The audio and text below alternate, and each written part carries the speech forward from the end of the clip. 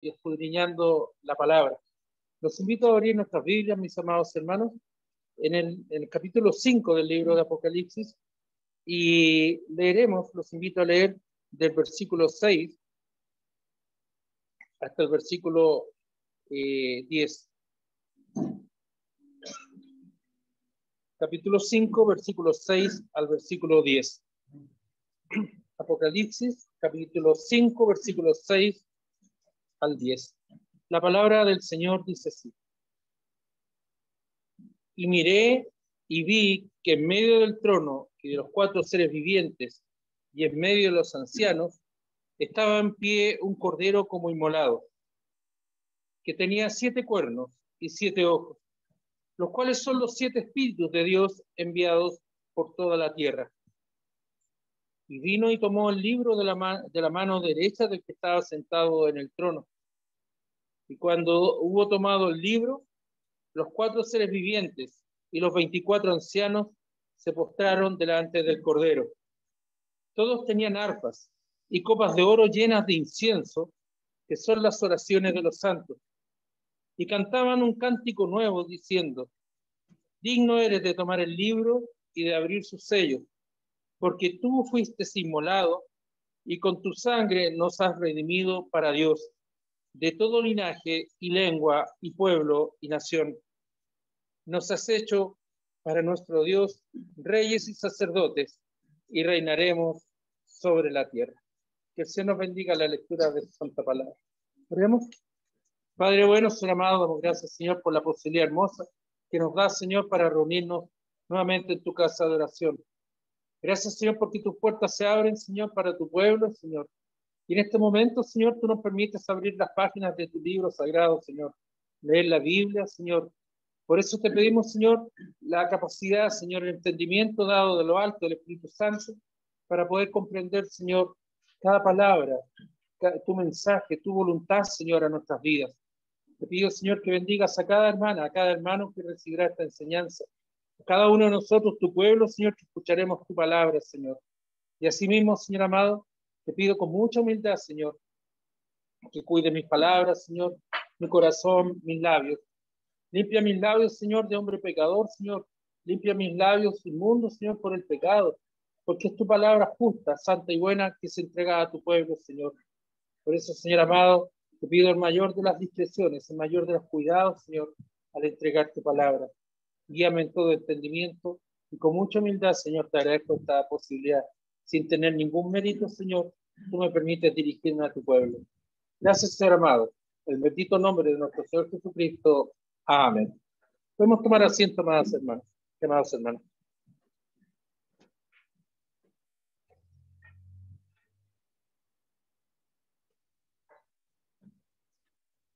La semana pasada pudimos ver una nueva visión de Juan en los cielos.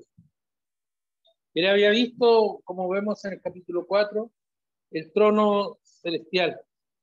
Había visto el trono en el cielo.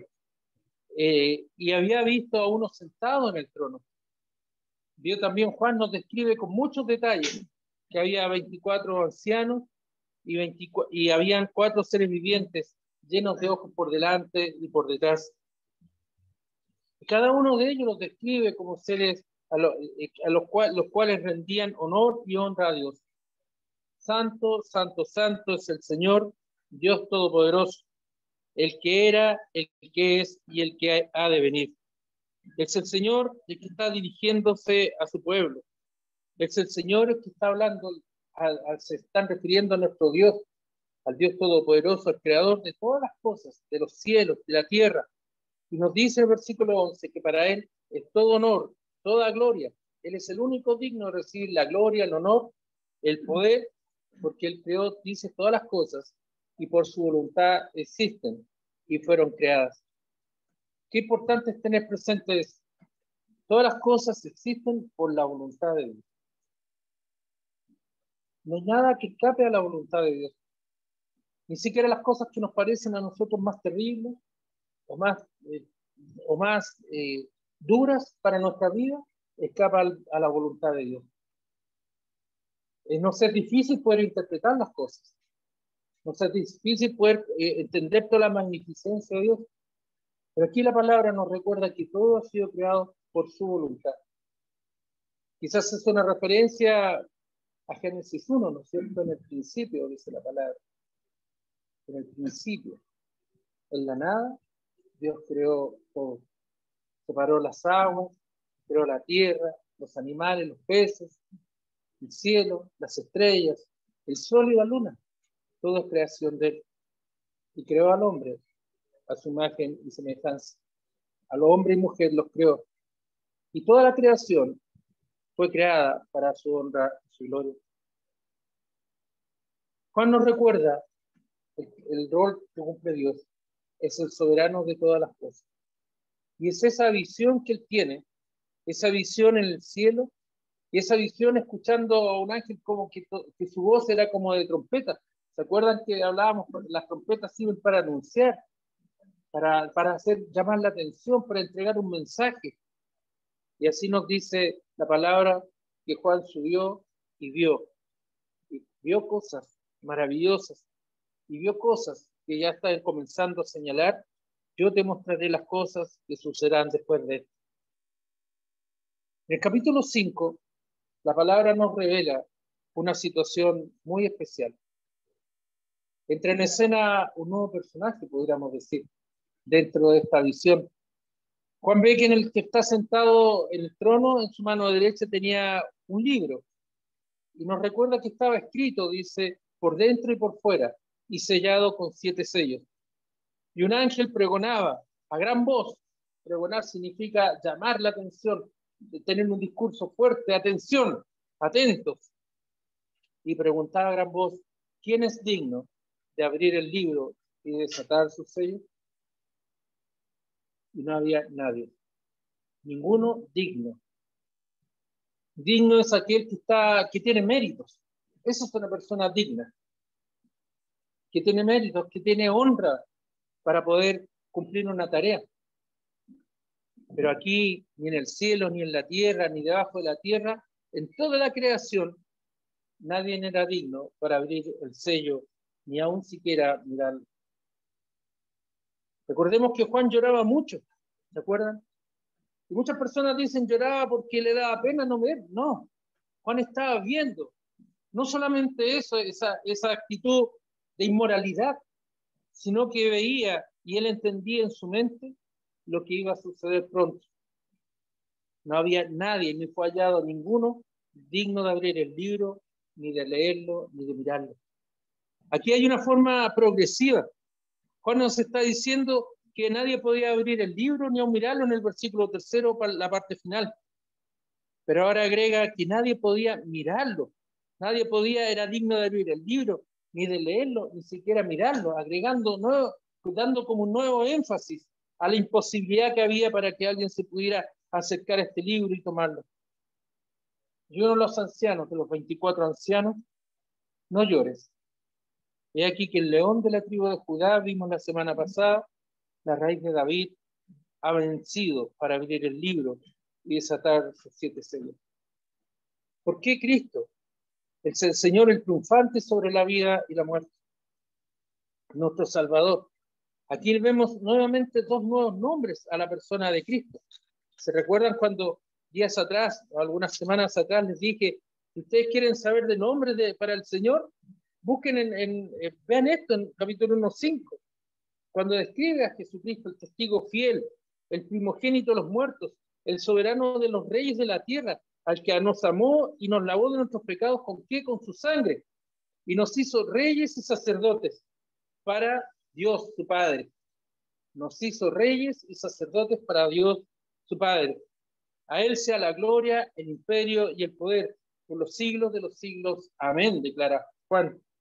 Y agrega que Él venía por las nubes y todo ojo le verá, y los que le traspasaron, es decir, los que lo castigaron injustamente, y todos los linajes de la tierra harán lamentación de Él. Sí, amén. Y nuevamente el Señor, yo soy el alfa y la omega. Son la primera letra del alfabeto griego, el alfa y la omega, la última letra del alfabeto griego, es decir, el principio y el fin, dice el Señor, el que es, el que era, el que debe venir, el Todopoderoso. Es este el león de la tribu de Judá. Es este aquel que es el único digno de poder desatar, de poder abrir el libro y desatar sus 7 sellos. Es decir, es Cristo el que toma esta misión. Y en la lectura que esta tarde hemos tenido, dice Juan que él miró, y miré y vi, y miré y vi. Parecen 2 palabras sinónimas, ¿no es cierto? Normalmente nosotros usamos 3 palabras, ver, mirar y observar. Nos va dando una relación, digamos. Lo usamos indistintamente. Hoy día miré, hoy, pero mira, fíjate, ve, observa. Son palabras que son sinónimas, pero ¿por qué Juan coloca este énfasis en palabras sinónimas, en verbos sinónimos? Es para reforzar precisamente lo que él estaba mirando. Él vio, él contempló, él vio que en medio del trono y de los 4 seres vivientes y los 24 ancianos, alguien estaba en pie.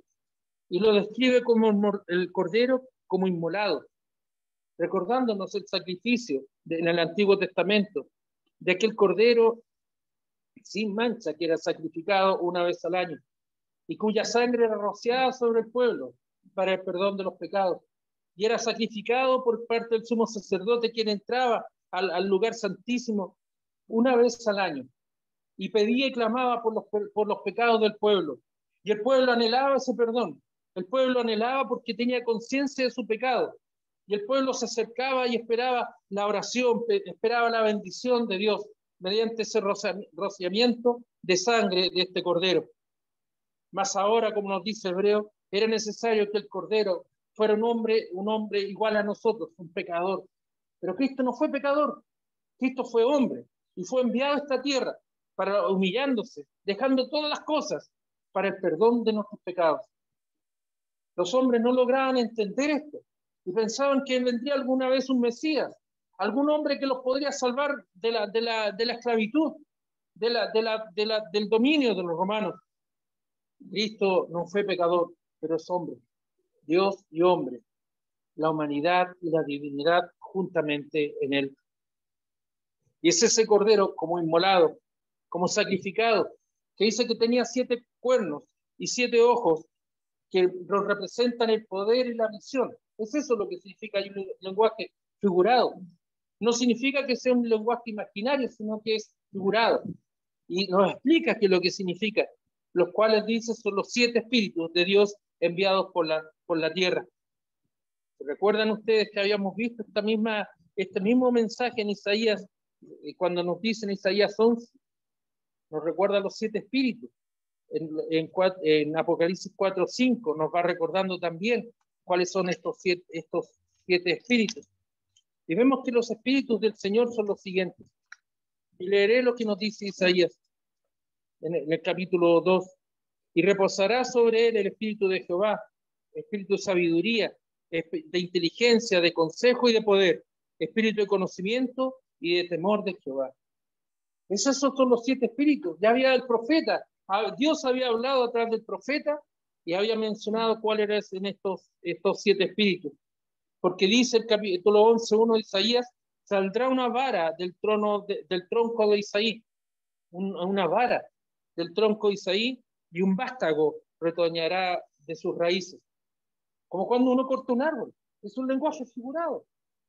¿Qué pasa cuando uno corta un árbol? Lo corta, pero vuelve a brotar. Vuelve a salir las ramitas de ese tronco que parece que estaba muerto, que pareciera que ya no va a tener más vida, pero esas raíces que están bajo tierra vuelven a aflorar y retoñará, dice la palabra, de sus raíces. Y le hará entender diligente con el temor de Jehová. No juzgará según la vista de sus ojos, como nosotros. Nosotros juzgamos por la vista. Nosotros tenemos esa limitante. Nos guiamos por nuestros sentidos, por lo que vemos, por lo que escuchamos. Pero dice que él no juzgará por la vista, ni arguirá por lo que oigan sus oídos, sino que juzgará con justicia. Aquí está preparando, en Isaías 11, el Señor está hablando y profetizando lo que va a suceder. Y en Apocalipsis está mostrando quién se está levantando, ese retoño, ese vástago de las raíces, ese vástago que dice de la vara del tronco de Isaí, que había sido cortada, está nuevamente floreciendo.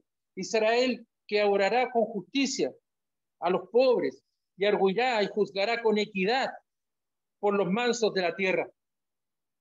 A los pobres y a los mansos. Y herirá la tierra con la vara de su boca. Muchas veces escuchamos, no, si Dios es amor, Dios es lindo, Dios es puro amor, pura, perdón la expresión, hoy día incluso lo escuchaba, buenas vibras. Pero Dios también es justo. Y la justicia de Dios nos dice algo muy claramente, que Él va a obrar con justicia, con equidad.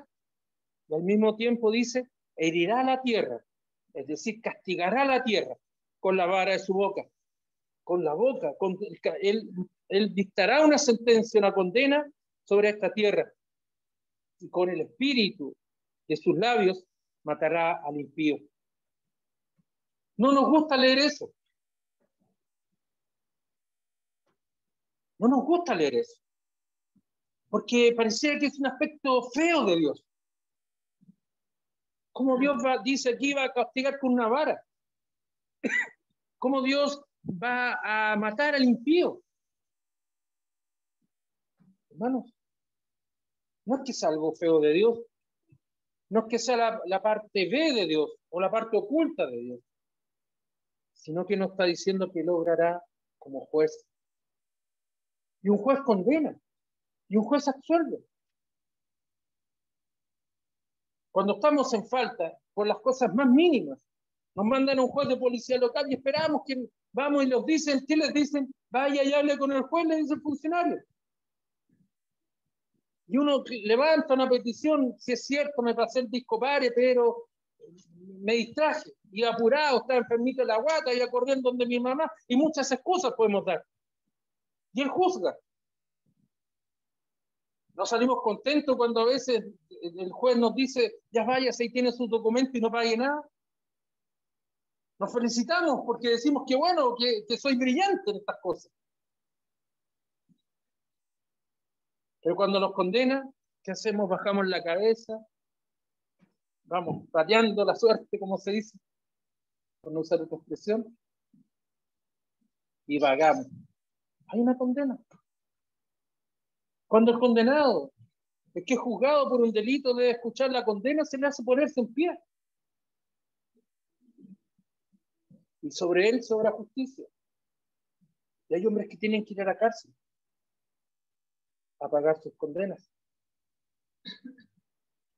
Pero acá el Señor nos habla de una condena eterna al impío. ¿Quiénes son los impíos?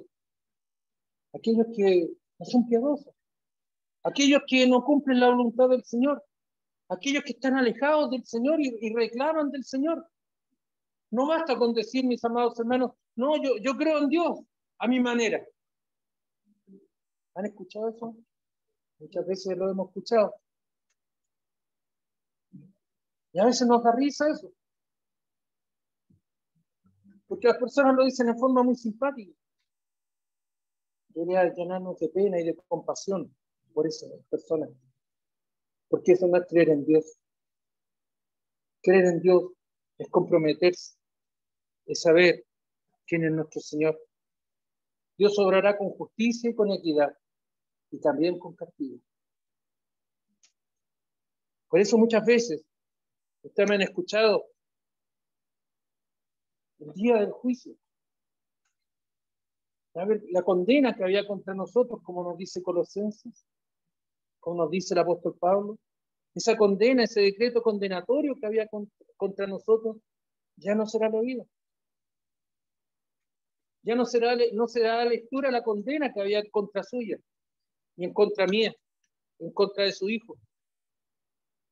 Porque dice el Señor en Colosenses 2:14, 2:13 y 14 voy a leer, y a vosotros estando muertos en pecados y en la incircuncisión de vuestra carne, os dio vida juntamente con Él, perdonándoos todos los pecados,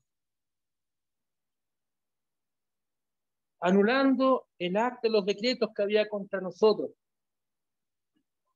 ¿Qué significa la nulidad? Significa que esto que había ya no existió, no existe. Y esa condena, ese decreto que había contra nosotros, que era contrario, lo quitó de en medio, lo arrancó y lo clavó en la cruz. Y despojando a los principados y a las potestades, los exhibió públicamente, triunfando sobre ellos en la cruz. Nadie os juzgue en la comida o en la bebida, o en cuanto al día de fiesta, luna nueva o de reposo, todo lo cual es sombra de lo que va a venir. Pero el cuerpo es de Cristo. Hay responsabilidad. Nadie te juzgue por lo que vas a comer. Nadie te juzgue por dónde estás, cómo te vistes. Nadie te juzgue por las fiestas. Pero el cuerpo es de Cristo. ¿Qué significa esa frase? ¿Formas parte de ese cuerpo del Señor? ¿Eres salvo? ¿Has reconocido al Señor Jesucristo como tu Salvador personal? Es eso, volviendo a Apocalipsis, lo que se está refiriendo Juan, cuando le ha tomado el libro. Los cuales estos espíritus fueron enviados sobre toda la tierra, por toda la tierra. Por eso es necesario predicar el Evangelio.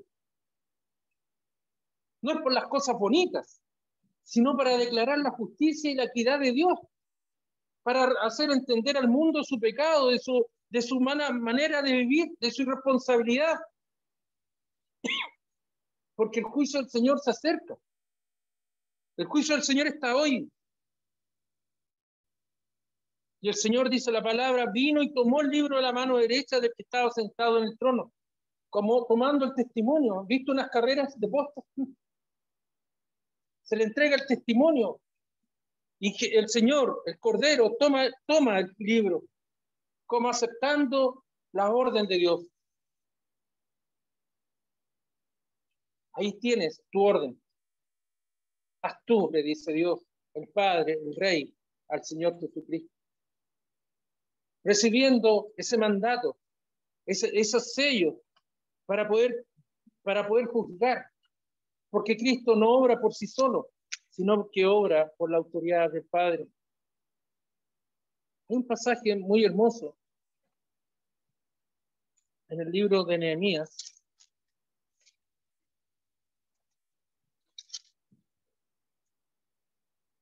en el capítulo 2, 2:7 dice: si le place al rey que me den cartas para los gobernadores al otro lado del río, para que me franqueen paso hasta que llegue a Judá, y carta para Asaf, guarda del bosque el rey, para que me dé madera para enmaderar las puertas del palacio y la casa, y para el muro de la ciudad y la casa en que yo estaré, y me lo concedió el rey, según la benéfica mano de mi Dios sobre mí. El Dios entregando el libro a Cristo. Es el mismo rey, Artajerjes, que le entregó las cartas de autorización a Nehemías. Estaba oculto en la historia, pero ahí reside el mismo ejemplo. Ahí reside el mismo ejemplo de la autoridad del rey delegada en su súbdito, en Cristo, en el Hijo. Cristo, nos dice la palabra, que él habiéndose hecho hombre, no escatimó, dice, cosa alguna para declararse como rey. Él se entregó en plenitud. Cristo se entregó en plenitud para cumplir el mandato. Dice el Señor que al cual haya pues entre vosotros este sentir que hubo también en Cristo Jesús, el cual siendo en forma de Dios, estoy leyendo Filipenses 2:5, no estimó el ser igual a Dios como cosa a que aferrarse,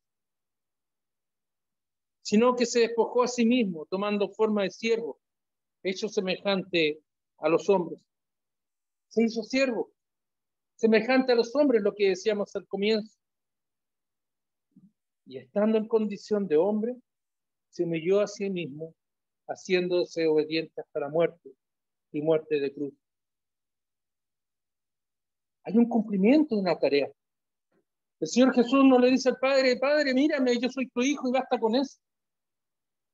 Cristo tiene claro entendimiento de su misión. de entregar su vida por nosotros. Y también tiene claro entendimiento que habiendo resucitado de entre los muertos, el Señor le exaltó hasta lo sumo y le dio un nombre, sobre todo nombre, para que en el nombre de Jesús se doble toda rodilla de los que están en los cielos, en la tierra y debajo de la tierra. Y toda lengua confiese que Jesucristo es el Señor. ¿Para qué? Para la gloria de Dios Padre. ¿Se dan cuenta? Cristo resucitó, Cristo se humilló, Cristo se entregó, Cristo fue exaltado, Cristo reconocido, toda rodilla de todo hombre debe arrodillarse frente al Señor, toda rodilla debe doblarse para reconocer que Cristo es el Señor. Pero agrega algo más, para la gloria de Dios. Cristo no está sobre el Padre, es obediente en todo momento. Y es eso lo que la palabra nos está mostrando nuevamente en Apocalipsis. Es el mismo entendimiento que tuvieron los apóstoles en todo momento, con palabras distintas, con formas distintas de expresar el mismo entendimiento. Es Cristo el que toma el libro que está sellado. ¿De quién? De las manos del Padre. ¿Para qué? Para la gloria de Dios. Vamos entendiendo, hermanos. No es porque Dios tenga un lado bello y que sea malo con el mundo y quiera castigar al mundo y sea soberbio y le guste ver sufrir a las personas. No, es el consejo de Dios dado desde la antigüedad, desde la eternidad hasta el día de hoy, para que escuchemos su nombre, para que proclamemos su nombre, para que nos arrodillemos frente a su nombre, porque Él ha recibido el libro, Él ha recibido el sello, ha recibido esas cartas para poder cumplir el mandato del Rey, de Dios, para su honra y su gloria. Dice la palabra que cuando hubo tomado el libro, cuando hubo abierto los 4 seres vivientes y los 4 ancianos, ¿qué hicieron? Se postraron delante del Cordero. Y estos ancianos tenían arpas, dice. Ya no solamente son coronas, sino que ellos tenían arpas. Y además habla que habían copas de oro. Pero es hermoso seguir esa lectura, porque nos dice que esas copas de oro estaban llenas de algo.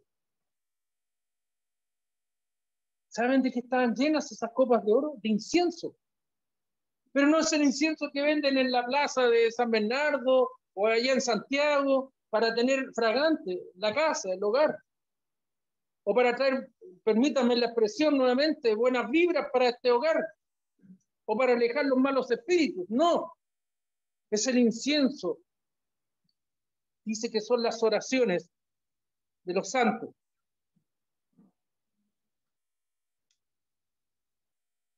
Impactan esas palabras. Porque cada vez que nosotros oramos al Señor,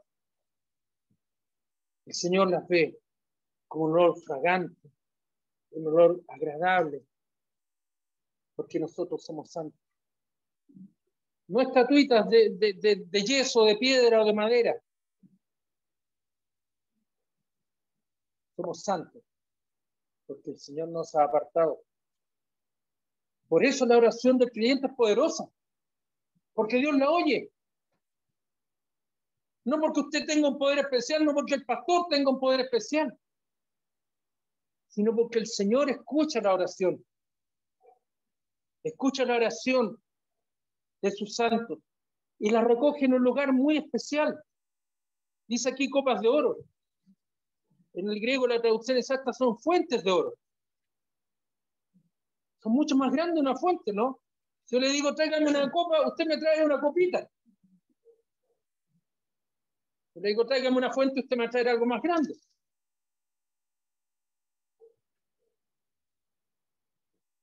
Son copas de oro, del material fino, refinado. Y esas están llenas de oraciones de los santos. Y esas oraciones son presentadas al Padre. Y son levantadas al Padre. Y vean lo que dice Romanos 9. Veamos lo que nos dice Romanos 8, Romanos 8, 26, 8:26. Y de igual manera el Espíritu nos ayuda en nuestra debilidad. Pues, ¿qué hemos de pedir como conviene? No lo sabemos. No sabemos pedir como conviene. Pero ¿quién intercede? El Espíritu mismo, y Espíritu con mayúscula. El Espíritu Santo intercede por nosotros con gemidos indecibles. No sé orar, pastor. Aquí me está diciendo otra cosa. Que aunque usted sea más locuaz para orar, no sabe pedir. Y no lo estoy desanimando con esto, sino que el Señor nuevamente nos coloca las cosas en su lugar. Es el Espíritu Santo el que escudriña, dice más adelante, el corazón, sabe cuál es la intención del Espíritu. Y por eso Ana lloraba, balbuceaba, y el Señor escuchaba su oración. Por eso los grandes hombres de la palabra, los hombres grandes de la fe, oraban al Señor y se arrodillaban, porque el Señor escuchaba su oración. Son ejemplos para nosotros, para su iglesia. Por eso nuestra oración es una oración nuevamente poderosa. No es porque sea tu oración, hermano. No es porque sea tu oración, pastor o hermana. Es porque el Señor, el Espíritu Santo, toma esas oraciones y clama al Padre. Él clama al Padre, toma nuestras palabras, palabras débiles, palabras de pecador. Como decía el profeta, hombre de labios inmundos. Es el profeta que dice eso.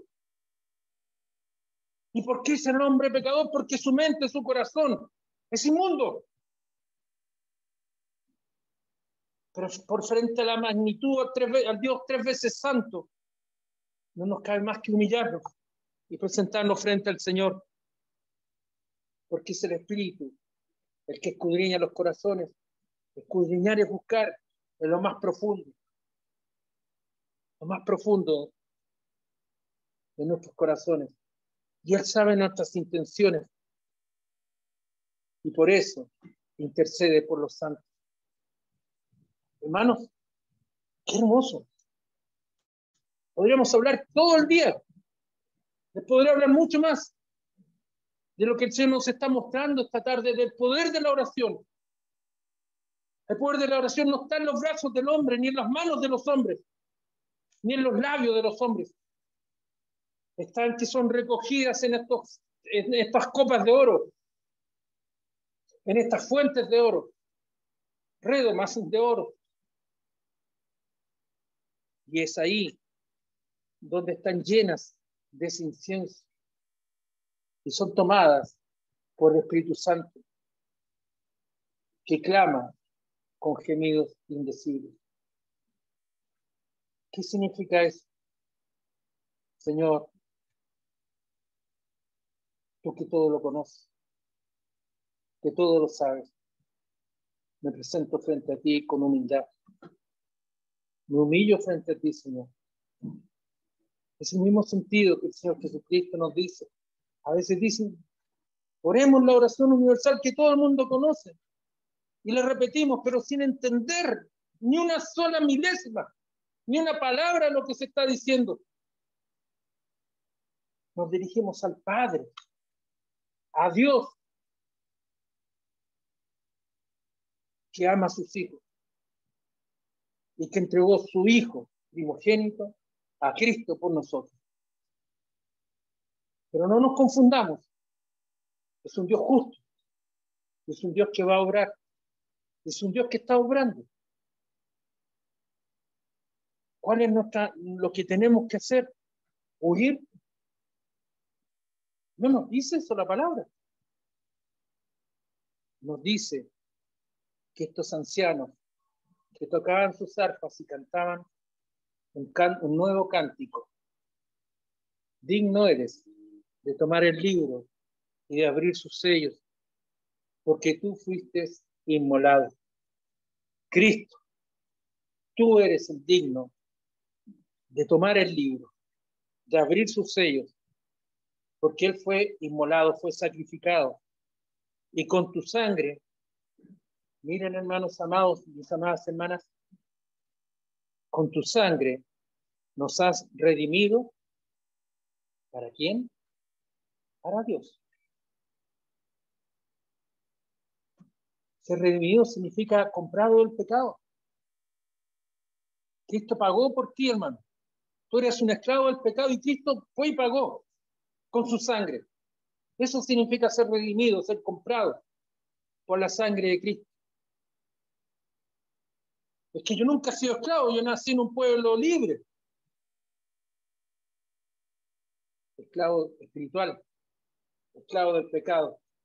Y aquí Juan nos recuerda, los ancianos nos recuerdan en este canto nuevo, que Cristo fue inmolado y con su sangre somos redimidos para Dios, para la honra y la gloria del Señor.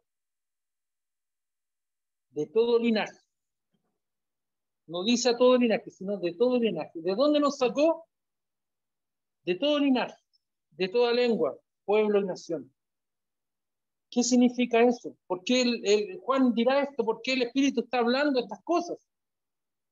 Porque en todo este mundo, en los 7 puntos cardinales, en los distintos lugares, hay hijos de Dios. Y Él los tomará, Él los buscará, Él los hallará y los levantará. Porque cuando uno es llamado por el Señor, es el Señor el que está obrando. Por eso nos dice que Él nos ha redimido para Dios.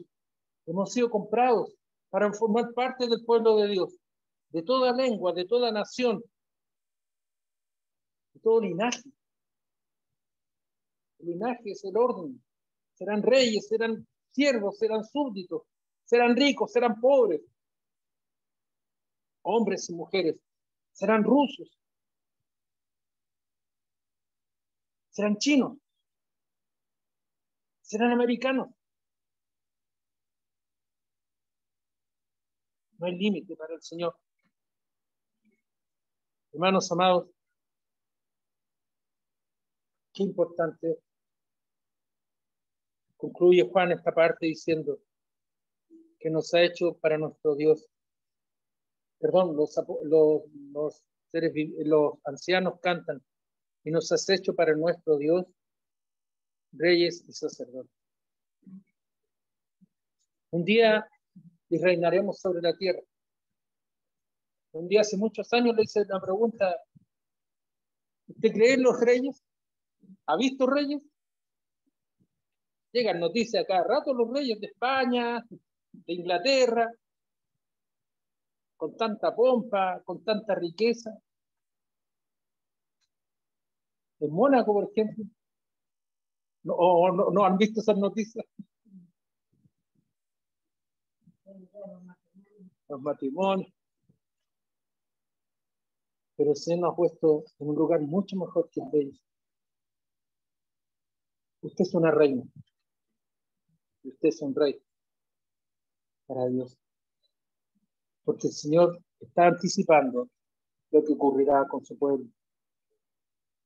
Gobernaremos sobre esta tierra. Y somos sacerdotes, porque llevamos el mensaje del Señor. Y los varones tenemos responsabilidad en nuestros hogares. Los que están casados y los que están solteros. Tenemos responsabilidad en nuestros hogares. De ser sacerdotes en nuestro hogar. Ese día el Señor no me va a decir: Carlos, tú hiciste. No, es que habla con mi señora, Señor, porque ella se encarga de todas esas cosas. Perdón, hermanos, pero tengo una mala noticia. No es así. Usted me va a pedir a mí respuestas. No me gusta contar anécdotas personales, pero que ilustra un poco el tema. Yo iba a las reuniones de mi hijo menor porque le iba muy bien en el colegio, me sentía muy grande, muy importante, porque mi hijo sacaba 7, porque mi hijo era buen alumno. Mi señora iba a las reuniones del otro. En el curso de mi hijo menor todos me conocían. En el otro, hasta que un día el Señor me enseñó que debo hacerme responsable de mi familia. Yo no puedo estar distinguiendo este del otro porque en ese me recibían como rey. En el otro tenía que andar escondido poco menos. Un día el Señor me enseñó que tenía que preocuparme por toda mi familia. Llevado al mundo espiritual es lo mismo. ¿Sabe, Señor? Mi señora es buena para las cosas de la iglesia. Perdón el chilenismo. A ella le gusta la iglesia. A mí no me pongo esas cosas. Yo creo que estás en un error. Y aquellas hermanitas también que son responsables de su hogar por distintas circunstancias. También es una bendición, hermana. Usted se haga responsable de su hogar. En la Biblia nos enseña mucho de ello. Débora, por ejemplo, una jueza. Cuando los varones huyeron, cuando tuvieron miedo, ella tomó la espada y lideró a su pueblo. El Señor es misericordioso y el Señor bendijo a Débora. Hay muchas Déboras en nuestra iglesia que deben de cuidar por su familia, por trabajar, por esforzarse. A ellas también el Señor les dice, esta es una bendición para ti. Ellas tienen que cuidar del hogar espiritual. A veces tenemos la confusión, mis amados hermanos, que debo preocuparme solamente de las cosas materiales. Tengo que trabajar bien, trabaja. Nadie te lo quita, es una bendición. Pero te digo una cosa, hermano, no descuides el don que Dios te ha dado. No descuides lo que Dios te ha regalado.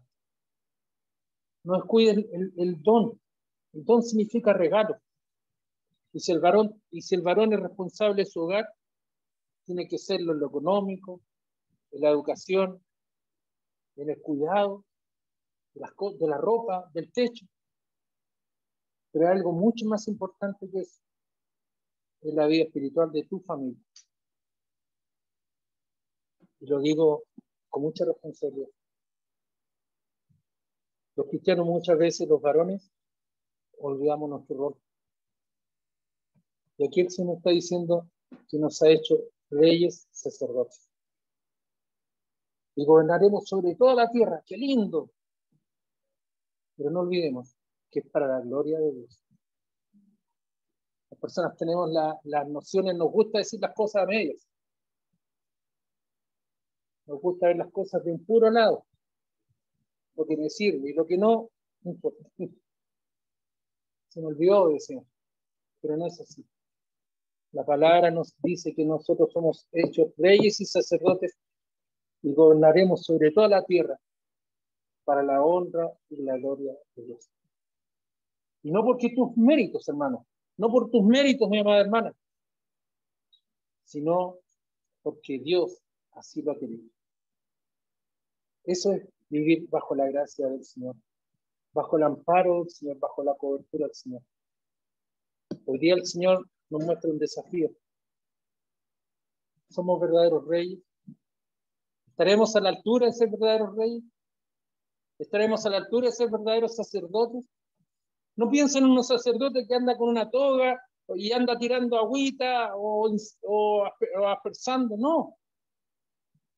Sacerdotes de transmitir el mensaje de Dios y enseñar a tu pueblo.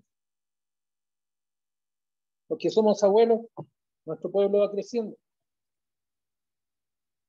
Y mi deber es hasta el último día cuidar de él. Los que están recién empezando, es lo mismo. ¿Qué diferencia? Que empezaste un poco más tarde, ¿no? Que eres más joven. Los que están solteros también tenemos ese deber de velar por nuestro hogar. Años atrás hay un hermano que sufrió mucho porque su mamita estaba enferma. Y cuando él dijo de testimonio, fue la oportunidad para poder hablar del Evangelio. Ustedes lo conocen. ¿Fue así o no? ¿Cuántas veces en nuestro hogar no nos preocupamos de eso? ¿Oremos? Padre bueno, ser amado, damos gracias, Señor, por el cuidado de nuestras vidas. Damos gracias, Señor, por tu palabra que habla en nuestras vidas, Señor. Y nos llama, Señor, a someternos a ti, Señor, y a reconocer en ti toda grandeza, todo honor y toda gloria, Señor. Gracias, Señor, porque nuestras oraciones son escuchadas, Señor, por ti, Señor, a través del Espíritu Santo. Gracias, Señor, porque nos colocas en un lugar único y de excelencia. Gracias, Señor, porque nos llamas a ser reyes y sacerdotes en nuestros hogares, Señor, en nuestras familias. Gracias, Señor, porque nos encomiendas una tarea, Señor, para tu honra y tu gloria. Ser bueno, ser amado. Te pedimos, Señor, para que tú guíes a tu pueblo, Señor. Nos guíes en todo entendimiento, Señor. En saber que tu mano está obrando, Señor. Que Cristo está obrando como juez, Señor, como Señor nos está mostrando, Señor, en tu palabra. Que tu tiempo, Señor, estás aquí. Se aproxima cada día más, Señor. No sé cuándo llegará, Señor, pero tú, Señor, nos estás mostrando cada día, Señor, de tu obrar, Señor. Y tú estás juzgando a la tierra, Señor, a este mundo, Señor.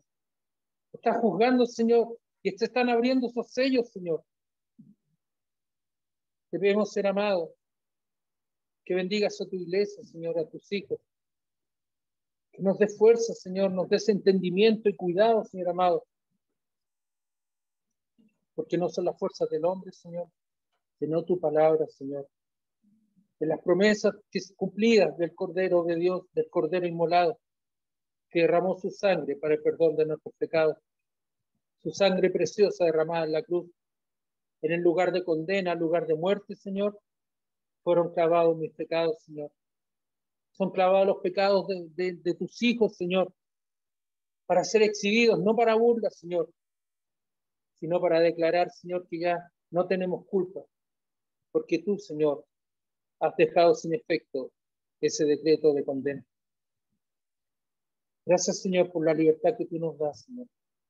Yo te pido por cada hogar, Señor, de esta tu iglesia, Señor, por cada familia, por cada varón, Señor, por cada hermanita, Señor, que nos congregamos en este lugar, Señor.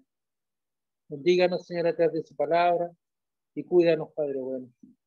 Gracias, Señor amado, por el mandato que tú nos das, por la orden que tú nos das, por el cuidado que tú nos entregas. Gracias, Señor amado. En el bendito nombre de nuestro Señor Jesucristo. Amén.